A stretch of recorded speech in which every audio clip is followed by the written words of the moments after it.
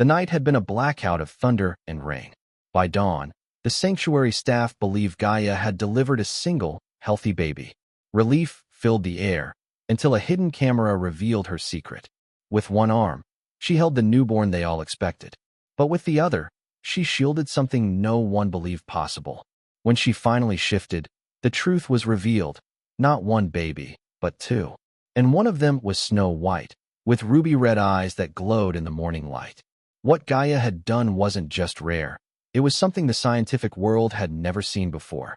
Stay with us, because this shocking birth will uncover a lesson about survival, wonder, and love that no one was ready to face. The source of the coming chaos was Gaia. She was a magnificent western lowland gorilla, the enigmatic queen of the sanctuary. Her history was a frustrating blank. Rescued over a decade prior from a decrepit, unaccredited roadside zoo in a forgotten corner of Eastern Europe, she arrived with no records, no lineage, and a deep, quiet intelligence in her eyes that seemed to hold 1,000 secrets. She was a biological island, and her recent pregnancy with the troop's powerful silverback, Titan, was a cause for both celebration and intense scientific curiosity. The pregnancy had been textbook. Ultrasounds showed a single, healthy fetus developing perfectly. Alistair and his team had calculated her due date and prepared for a routine, closely monitored birth. But Gaia, ever the enigma, had her own plans. The birth happened on a Tuesday night, a full week ahead of schedule, under the cover of a ferocious thunderstorm that knocked out the sanctuary's power for hours. The backup generators kept the security fences live, but the non-essential high-definition cameras in the primate habitats flickered and died. The night was a black box, filled with the roar of thunder and the secrets of a gorilla's labor. The following morning, the storm had passed, leaving the world washed clean and deceptively peaceful. It was a junior keeper, a bright-eyed young woman named Chloe, who made the first discovery. She did her morning rounds and found the gorilla troop unusually subdued. Peering into the main shelter, she saw Gaia nestled in a deep bed of fresh straw, her back to the entrance. She was cradling something small and dark to her chest. "We have a baby." Chloe's voice crackled with joyous excitement over the radio. "Gaia's had the baby. It looks healthy." A wave of relief and happiness washed over the facility. Alistair felt a familiar surge of professional pride. He grabbed his tablet and headed for the observation deck, a celebratory coffee in his hand. He joined his team, all of them beaming as they watched the monitors from the newly restored cameras. On the screen, Gaia shifted, giving them a clearer view. She was a perfect mother, gently grooming a tiny, charcoal black infant. The baby was strong, clinging tightly to its mother's fur. Everything was exactly as it should be. And yet something was off. Alistair, with his decades of experience, noticed it first. Gaia's posture was strange. She held the newborn with one arm, a picture of maternal bliss. But her other arm was curled tightly against her side, protectively shielding something else from view. She would nuzzle the visible baby, then turn her head to murmur soft, guttural sounds to the hidden bundle. "What is she doing?" Chloe asked, her brow furrowed. "Is she holding a blanket or something?" "Her vitals are stable, but her focus is divided," another vet noted, studying a data feed. "It's odd behavior." A knot of unease began to tighten in Alistair's stomach. A sick or stillborn twin, perhaps? It was a grim possibility. A mother gorilla might cling to a deceased infant for a short time. He had to know for sure, but the last thing he wanted to do was disturb the troop and a new mother who was already behaving unpredictably. "I'm not sending a team in there," he said decisively. "We'll use the rover. Let's get a closer look without her even knowing we're there." The camera rover was a marvel of sanctuary technology, a small, silent, all-terrain device that could be remotely operated to get intimate footage without causing stress. The team gathered in the main control room, the celebratory atmosphere now replaced by a tense, focused silence. On the large central monitor, they watched the rover's point of view as it rolled quietly out of its housing and across the grassy enclosure towards Gaia's den. The machine's soft whirring was barely audible above the chirping of birds. Gaia, ever alert, lifted her head. She watched the small, harmless device approach with curiosity, not alarm. The rover stopped a respectful 10 feet away, its high-definition lens zooming in. The view was crystal clear.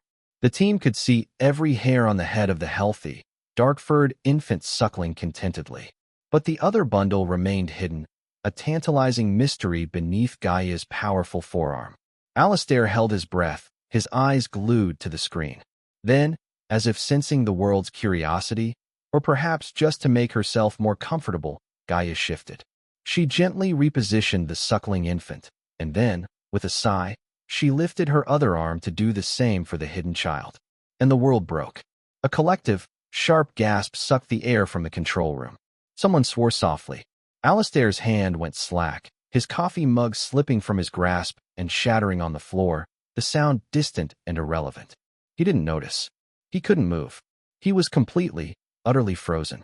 On the screen, cradled in Gaia's arms, were two babies. Twins. That alone was a 1 in 1,000 event, enough to be the discovery of a lifetime. But it wasn't what had paralyzed him. It was what he was seeing. One infant was the normal, healthy, charcoal black baby they had been admiring. The other, nestled right beside it, was a creature of impossible contrast. It was pure white, a perfect albino. From its snowy fur to its pale pink skin and the luminous, ruby-red eyes that blinked slowly in the morning light, it was a ghost child, a moonbeam given form. Alistair's mind, a place of order and logic, simply ceased to function. He was a scientist looking at a miracle. The statistical probability of a gorilla having twins is infinitesimally small. The probability of a gorilla having an albino infant is even smaller. To have both, a normal baby and an albino baby, born at the same time, from the same mother, was not just improbable, it was a statistical absurdity. It was like watching lightning strike the same spot twice in a row during a solar eclipse. His brain rebooted, frantically trying to process the impossible data stream. Heteropaternal superfecundation? No, Titan is the only male. Chimerism? Is Gaia a fusion of two different embryos, carrying two sets of DNA? Mosaicism? A genetic mutation in her egg cells? Scientific terms tumbled through his head, but they felt like flimsy nets trying to capture a hurricane. He was staring at night and day, shadow and light, yin and yang, cradled in the very same arms. The black infant, Kivuli, or Shadow, as they would later name him, blended perfectly into his mother's protective embrace. The white infant, Mwanga, or Light, was a beacon of startling difference, a living declaration of genetic impossibility. Alistair. Chloe's voice was a timid whisper, breaking the spell. He snapped back to reality, his paralysis breaking into a surge of feverish, electric energy. The shock transformed into the most profound sense of wonder he had ever known. This was not a problem to be solved. It was a mystery to be revered. "Get me Dr. Arnaud in Geneva on the line," he commanded, his voice sharp and alive. "Tell her we have a confirmed case of twinning with dichotomous albinism. She'll think it's a prank." He pointed at another team member. "We need to secure the placenta. If she's left it, I want it collected immediately. The DNA in that tissue could be the key to everything." Everything. While the humans scrambled in a state of scientific delirium, Gaia remained an island of maternal calm.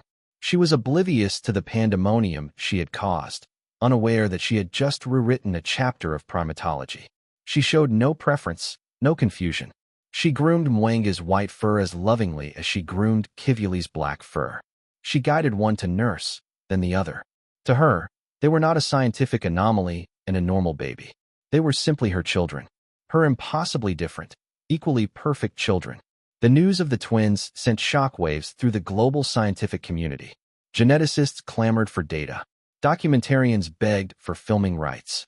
Kivuli Valley, once a quiet sanctuary, was now the epicenter of a biological earthquake.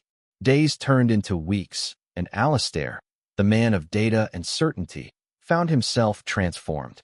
He spent hours just watching the impossible family, not as a scientist, but as a humbled observer. He watched Kivuli, bold and strong, tumble and play, a perfect shadow of his father, Titan.